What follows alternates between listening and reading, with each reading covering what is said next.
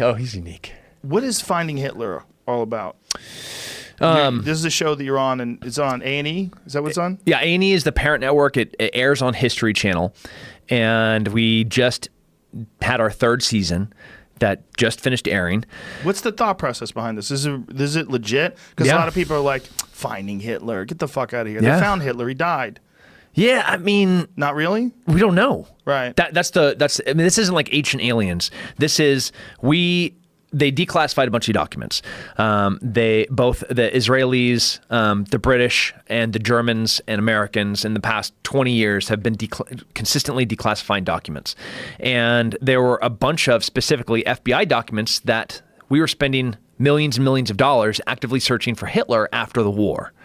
Really? Yeah, like millions of dollars. Like Hoover was like, no, send more FBI agents to South America, to North Africa, go to the Canary Islands, go to Spain, trying to find out where this guy went.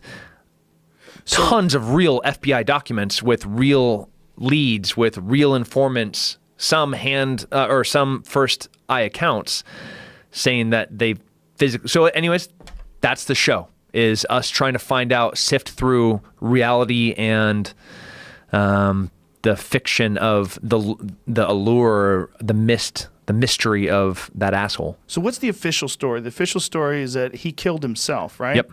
He killed himself in the bunker with Ava Braun. Yep. And is there any photographic evidence of his death or anything? Yeah. So the Russians got the body and they got his skull. And when they brought it back to Moscow, nobody has ever been able to independently verify who and what this body is. They let one genetic test occur, and the body with the bullet holes that they said was Hitler, and have said, and that's the narrative, that's the story, that's all the eyewitness accounts that are even in the vicinity of collaborating with each other and corroborating each other's testimony. Like the closest version, because none of it seems to be very accurate, is that, okay, here's Hitler's skull, and when they did the genetic testing, it's that of a 35-year-old woman. So they're like, oh, well, this isn't Hitler, but they've said for the past 80 years that this is Hitler. So, okay, first, before we start throwing stones at Russia, let's go back to 1945, April, in Berlin. You have the Allies coming in, wrecking shop, dropping bombs, blowing everything up they can in every single which way. You have the Russians coming in from the opposite direction. They don't even have enough guns to arm all their soldiers. So if they have 200 guys, or 200,000 guys, they have 100,000 guns. If the guy in front of you dies, you just pick up his gun. That's what's happening in April of 1945 in Berlin. So the noose is tightening. There is it is chaos, anarchy, pandemonium. This is hell on earth, is Berlin, 1945.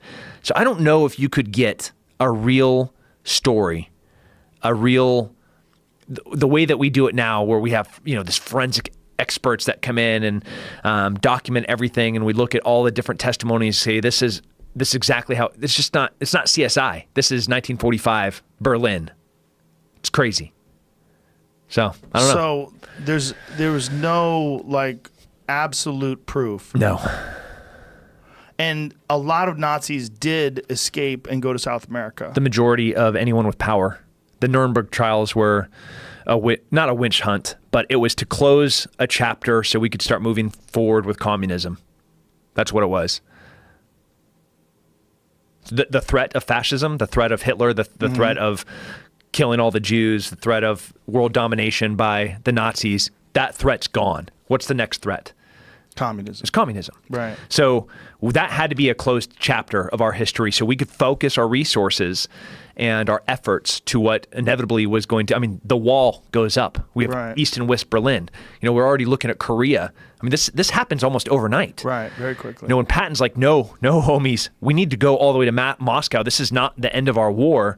And we didn't listen to him. We then have been, fighting communism for the past 75 years.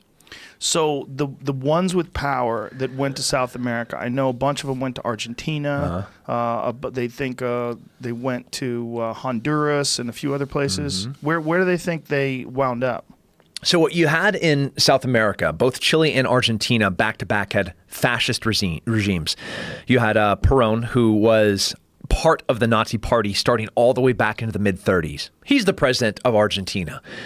So the Red Cross, they were there was about 3 different rat lines that guys were able to successfully get out of Europe into South America.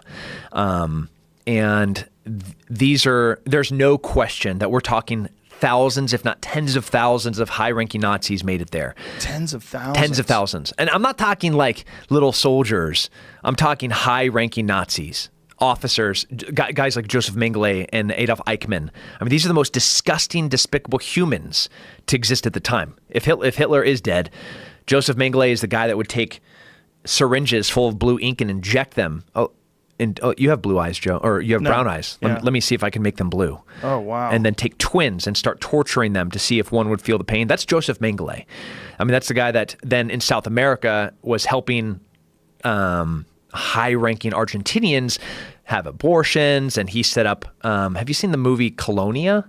No. About Colonia Dignidad, which is, if you're listening right now, I almost warn you not to Google it, because it was a torture camp that was started by Joseph Schaefer, a Nazi, and Joseph Mengele, the doctor of death that escaped trial in Nuremberg and made it at the behest of Perón into Argentina. He set up the hospital at Colonia Dignidad, which was another safe haven for more Nazis in South America. Golda Meir and Ben Gurion, the presidents of Israel, they took the gloves off and they were just sending assassins to try to find these people and kill them. But what you got in South America were isolated German-only communities. You could go into Bariloche, Argentina, and I'd be like, "Buenos dias, amigos," and they're like, "Guten Morgen." I'm like, "Oh, yeah." I mean,